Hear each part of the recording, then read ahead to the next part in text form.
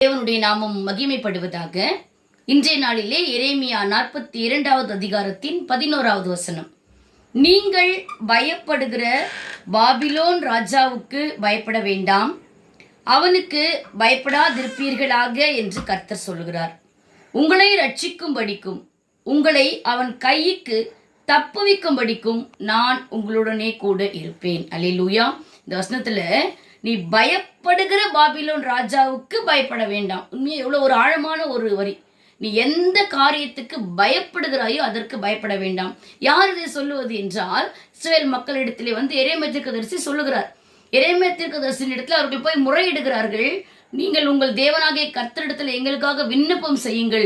மீந்திருக்கிற இந்த கொஞ்ச தனத்துக்கு அவர் என்ன சொல்லுகிறாரோ அவர் சொல்லுகிற சத்தத்துக்கு நாங்கள் செவி கொடுக்கிறோம்.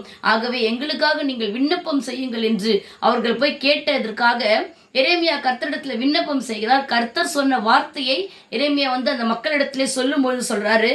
10வது வசனத்திலே வாசிக்கிறோம். நீங்கள் இந்த தேசத்திலே தரித்திருந்தால் நான் உங்களை கட்டுவேன், உங்களை இடிக்க மாட்டேன், உங்களை நாட்டுவேன், உங்களை பிடுங்க மாட்டேன், நான் உங்களுக்கு செய்த தீங்குக்கு மனஸ்தாபப்பட்டேன் என்று. அப்ப கர்த்தர் சொல்ற காரியம் என்னென்றா, கர்த்தர் சொல்லுகிற இடத்திலே நீ தரித்திருந்தால், நீ இங்கே இருந்தால் நான் உன்னை இடிக்க மாட்டேன், உன்னை கட்டுவேன்.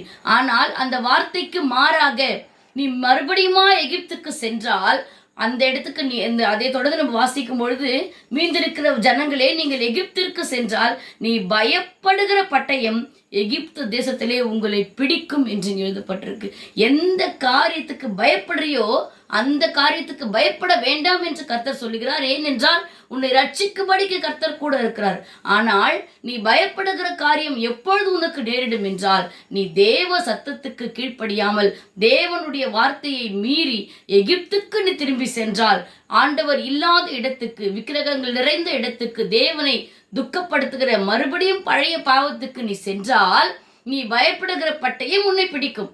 ஆனால் தேவன் சொல்லுகிற வார்த்தைக்கு, அவருடைய சத்தத்துக்கு கீழ்ப்படிந்து ஒப்பு கொடுக்கும் பொழுது நீ பயப்படுகிற காரியத்துக்கு நீ பயப்பட வேண்டாம், உன்னை ரட்சிக்கும்படிக்கு நான் உன்னுடனே இருக்கிறேன் என்று அன்றைக்கு எரேமியா தீர்க்கதரிசியின் மூலமாய் கர்த்தர் உரைத்தார். இன்றைக்கும் இதை கேட்டுக்கொண்டிருக்கிற உங்கள் ஒவ்வொருக்கும் கர்த்தர் சொல்ற காரியம், நீ எதற்காய் பயப்பட்டு கொண்டிருக்கிறாய், எந்த காரியத்தை குறித்து கலங்கி கொண்டிருக்கிறாய், நீ பயப்படுகிற காரியத்திற்கு பயப்பட வேண்டாம் என்று கர்த்தர் சொல்லுகிறார். ஏனென்றால் அவர் உன்னை ரட்சிக்கும்படிக்கு உன்னிடத்தில் இருக்கிறார்.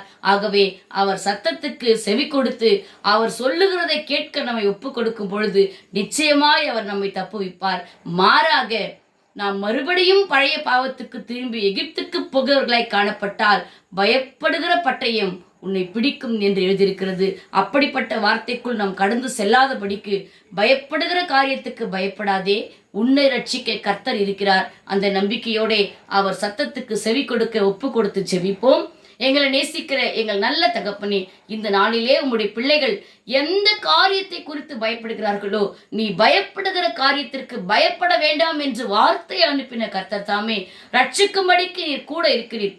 நான் உங்களை இடிக்க மாட்டேன், உங்களை கட்டுவேன் என்று வாக்கு பண்ணின தேவன், உடைய பிள்ளைகள் பயப்படுகிற காரியத்தை அவர்கள் இடிக்காதபடி, அவர்கள் விழுந்து விடாதபடி கர்த்தர் கட்டும்படிக்காய், ரட்சிக்கும்படி நீர் கூட இருப்பதை ஒவ்வொருவரும் அறிந்து கொள்ளும்படியாய் கர்த்தர் தாமே ஒவ்வொருவரையும் ஆசீர்வதிக்க வேண்டுமாய் இயேசுவின் மூலமாய் ஜெபிக்கிறோம் நல்ல பிதாவே, ஆமென்.